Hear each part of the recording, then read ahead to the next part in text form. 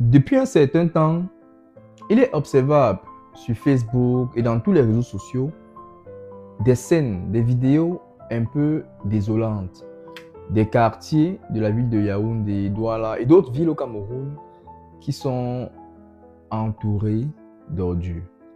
Et à un moment donné, ça devient un peu triste. Car si on aime le Cameroun, voir de telles images ne peut que générer un peu de honte. Mais là, je vais vous présenter mon approche pour résoudre le problème d'insalubrité dans nos grandes villes. Premièrement, il est important de comprendre que lorsque, par exemple, c'est au rôle de votre mère de faire la cuisine, si elle est occupée peut-être ailleurs, vous n'allez pas mourir de faim. Il sera important pour vous d'aller par exemple à la cuisine et de faire une omelette. Juste le temps de patienter qu'elle nous fasse un bon plat par exemple de ndolé. C'est dans cette même logique que ma solution s'articule. J'ai travaillé pendant plusieurs années à l'est du Cameroun dans le domaine de l'aide au développement. Et là-bas, j'ai appris une approche qu'on appelle l'approche ABCD. Ça veut dire Asset Based Community Development. Ça veut dire que le développement communautaire basé sur les atouts disponibles. Et là, je vais vous présenter la même approche, mais pris dans un contexte réel, dans un contexte qui pourra réellement fonctionner ici. Premièrement, lorsqu'on a un problème au sein d'une communauté, le problème ou bien la méthode pour résoudre ce problème-là se fait en 3 étapes. Première étape, il faut identifier le problème. Ça veut dire c'est quoi le problème? Et là, dans notre cas d'espèce, on connaît le problème. Ce n'est pas le gouvernement. Le problème, c'est l'insalubrité. Deuxième point, il faut trouver la solution. Ça veut dire identifier une solution possible. On va appeler ça la solution.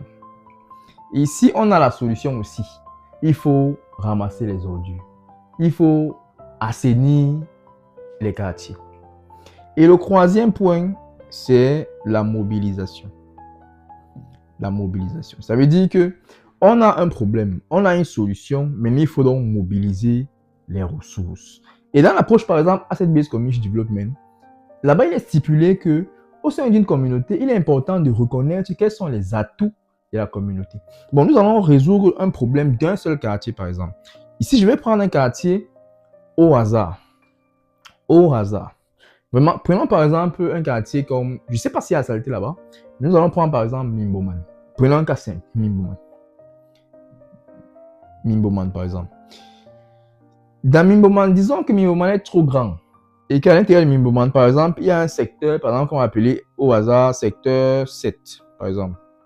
Le secteur 7, par exemple, compte, disons, pour faire simple, 1000 foyers. Ça veut dire qu'on a 1000 foyers, on a 1000 familles qui vivent au secteur 7. Et au secteur 7 de Mimboman, par exemple, je ne sais pas si ça existe, les 1000 foyers ont l'habitude de déverser leurs ordures au carrefour, par exemple, qu'on va appeler le carrefour secteur 7. Ça veut dire qu'au carrefour secteur 7, ce n'est pas une poubelle en tant que telle, mais comme, par exemple, l'entreprise en charge de la salubrité a décidé de poser, par exemple, un bac là-bas, alors les gens sont habitués à jeter leurs ordures à ce niveau-là. Si bien que même lorsqu'il n'y a pas le bac, les 1000 foyers du secteur 7 déposent quand même leurs ordures là-bas en espérant que, par exemple, pour parler, Isaac viendra peut-être ramasser les ordures. Maintenant, le jour de ramassage, par exemple, Isaac ne passe pas par là. Ce qui veut dire que les ordures d'une semaine s'accumulent aux ordures de la semaine précédente, ainsi de suite. Si bien on se retrouve avec une tonne d'ordures et le quartier devient malsain et insécuritaire. C'est-à-dire que ce n'est plus sécuritaire le quartier. Parce qu'il faut comprendre un truc, c'est que ce n'est pas techniquement Isakam qui subira les dommages de cette situation-là. Ce sera les 1000 foyers du secteur 7 qui vont subir cela. Alors, il est important donc que les 1000 foyers du secteur 7 s'organisent pour résoudre ce problème. C'est vrai que dans notre contexte, on dit généralement que non, ce problème à l'État. Et quand ce problème à l'État, ça ne nous concerne pas. Mais là, il est important de comprendre c'est quoi l'État. Il est important de comprendre c'est quoi l'État. L'État, c'est qui en fait? Parce qu'à un moment donné, il faudra peut-être que j'explique un peu de manière simple le contrat social. Parce qu'à la base, l'être humain, il est fait de telle sorte qu'il soit orienté vers le chaos. Ce qui veut dire que pour éviter ce chaos, donc, les gens se sont mis et sont organisés pour structurer la société, de la naissance de l'État. Ce qui veut dire que ici, donc, on a donc un mini-État qui peut se structurer, par exemple. Tout comme si dans ce secteur 7, il y a par exemple des bandits qui viennent s'aimer le trouble chaque nuit. Alors, ce sera aux habitants de ce secteur-là, à défaut par exemple d'une intervention policière, d'organiser un comité de vigilance pour sécuriser leur quartier. Ce ne sera pas nouveau, ça se fait partout, dans tout le monde entier. Alors, il est donc important ici, première étape pour moi, de créer ce qu'on appelle un comité d'hygiène. C'est-à-dire le comité d'hygiène. Ou bien, un comité, par exemple, d'assainissement. Ce comité-là doit être créé par des habitants de ce secteur 7-là. Ça veut dire qu'il faudra un seul courageux, un seul gars qui aura marre de voir cette situation-là parce que, en parlant de sécurité, par exemple, de là, de cette montagne d'ordures-là peut naître une maladie qui va attaquer les enfants de ce secteur 7-là. Du coup, pour protéger dans vos enfants, vous décidez de créer ce qu'on appelle un comité, par exemple, de propreté, pour faire simple. Le comité de propreté peut être initié par n'importe qui dans le secteur, pourvu qu'il ait assez de courage pour mettre sur pied ce petit comité-là. Du coup, on va réunir dans les 1000 foyers, par exemple, quelques gens qui habitent dans le foyer et à qui il va présenter, qui ont peut-être une influence de par leur comportement respectable et respectueux. Du coup, ils vont donc créer dans un petit comité. Il y aura un président du comité, il y aura un chargé de communication, il y aura, ça peut être 10 personnes peut-être. Ils s'organisent donc et ils votent une sorte de petit budget pour résoudre le problème. Et dans ce cas d'espèce, par exemple, ce qu'il faut, par exemple, c'est avoir peut-être un nouveau bac, enlever les ordures et peut-être acheminer les ordures vers un endroit de traitement des ordures. Ils ne vont pas créer l'endroit de traitement des ordures. Mais par exemple, Isaac a peut-être débordé.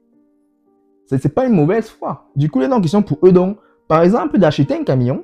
Oui, ils peuvent faire ça. Le comité peut décider d'acheter le camion et de ramasser les ordures pour aller déposer à l'endroit où Isaac Kamba leur indique. Par exemple. Et maintenant, pour acheter le camion, par exemple, ils n'ont pas les moyens. Si un camion, par exemple, de ramassage d'ordures, disons une petite benne à 6 roues, coûte par exemple dans les 15 millions, ils vont prendre 15 millions. Ils n'ont pas 15 millions.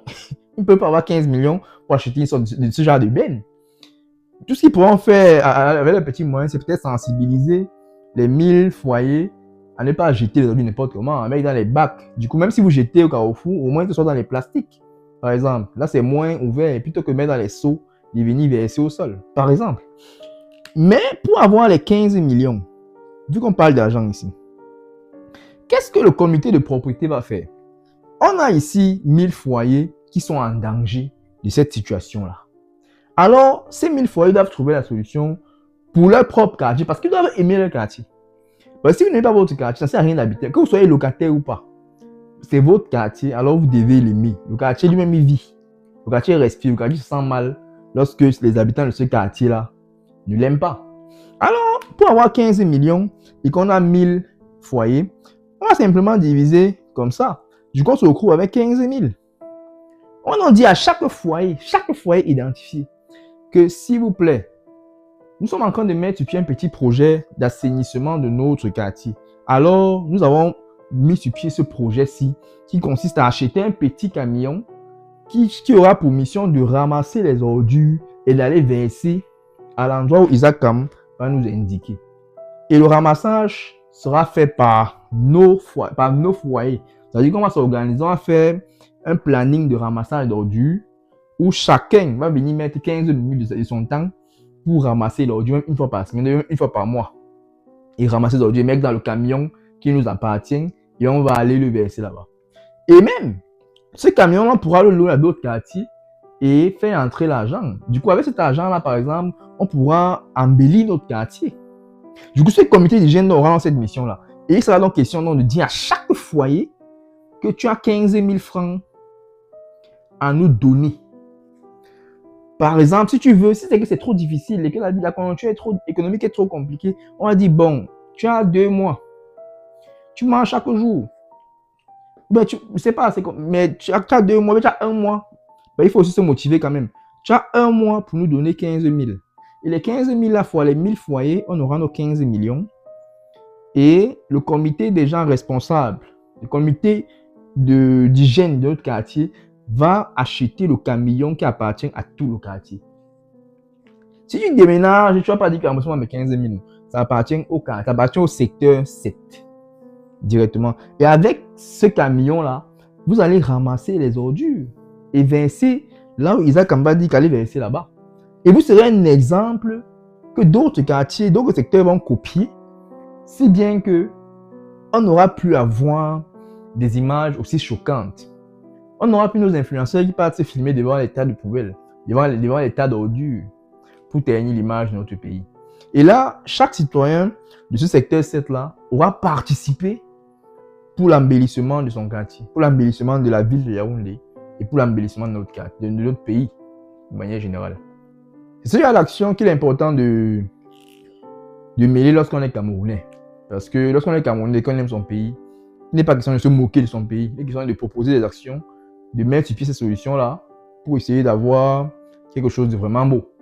Et là, je pense que cette approche-là fonctionne. Et j'aimerais bien voir s'il y a un comité qui veut se créer. Il serait prêt à les accompagner, que ce soit financièrement, que ce soit en conseil.